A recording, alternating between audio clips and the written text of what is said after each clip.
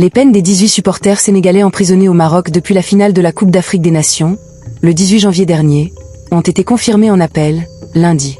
Les 18 supporters sénégalais condamnés à une peine d'emprisonnement de 3 mois à 1 an pour avoir pris part aux incidents lors de la finale de la CAN 2025 ont vu leur peine confirmée en appel lundi.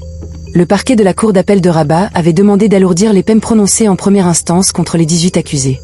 Les supporters, détenus depuis la finale du 18 janvier, étaient poursuivis pour hooliganisme, accusations incluant des actes de violence notamment contre les forces de l'ordre, dégradation d'équipements sportifs, invasion de la pelouse et jet de projectiles.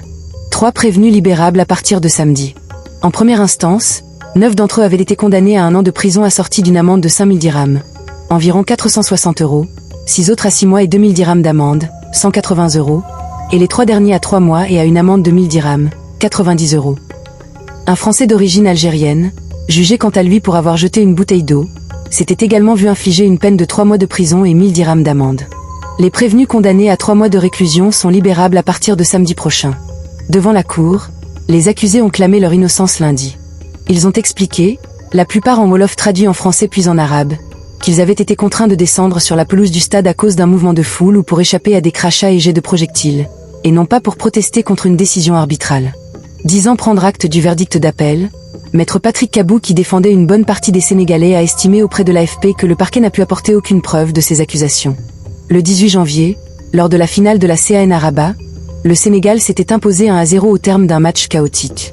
À la suite d'un pénalty accordé au Maroc dans le temps additionnel de la deuxième mi-temps, juste après un but refusé au Sénégal, des supporters sénégalais avaient tenté d'envahir le terrain et lancé des projectiles vers la pelouse. Après un quart d'heure de confusion, les joueurs rentrés au vestiaire étaient revenus sur le terrain.